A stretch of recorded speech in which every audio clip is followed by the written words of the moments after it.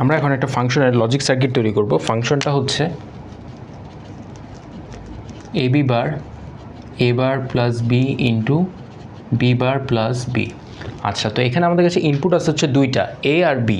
তাহলে আমরা ইনপুট দুইটা নিয়ে নিই, এ দিলাম বি দিলাম।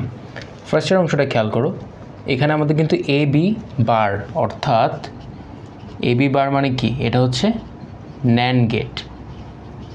অ্যান্ড মানে হচ্ছে এ বি, তার উপর যদি বার থাকে সেটাকে আমরা বলবো হচ্ছে ন্যান্ড গেট। তাহলে এখানে আমরা কি করতে পারি, এ নিলাম বি নিলাম, ন্যান্ড গেট আমরা এ বিকে ন্যান্ড গেটের সাথে কানেক্ট করে দিলাম। এটা আমাদের এ বি ন্যান্ড গেট হয়ে গেল, বা এ বি বারটা হয়ে গেল। তারপরের অংশে খেয়াল করি, এ বার প্লাস বি, অর্থাৎ এ বার আর বি অর গেটের সাথে কানেক্টেড।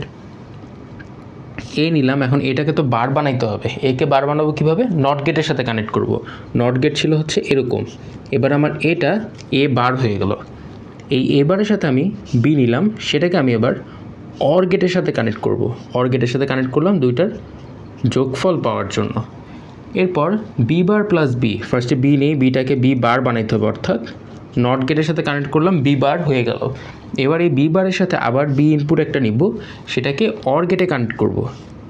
তাহলে আউটপুট আসবে যোগফল বি বার প্লাস বি। এবার এই তিনটা অংশ আমাদের করা শেষ। এবার এই তিনটা টার্ম কিন্তু পরস্পরের সাথে গুণ আকারে আছে, যেমন এই অংশটা, এই অংশটা, এই অংশটা, তিনটাই গুণ আকারে আছে। তাহলে আমরা কী করব, এই তিনটাকে অ্যান্ড গেটের সাথে কানেক্ট করব। সেটা কীভাবে করতে পারি, ফার্স্টে আমি এই দুটাকে আগে গুণ আকারে লিখি। তাহলে এইটা আর এইটা দুইটাকে আমি অ্যান্ড গেটের সাথে কানেক্ট করলাম। এরপর আবার এইটার সাথে এটাকেও গুণ আকারে লিখে দিই।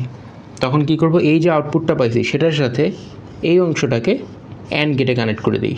তাহলে এখন যেটা পাইলাম সেটা হলো আমার A B bar A bar plus B into B bar plus B. এই ছিল আমাদের লজিক সার্কিট। এভাবে আমরা ইকুয়েশন থেকে লজিক সার্কিট ডিজাইন করতে পারবো।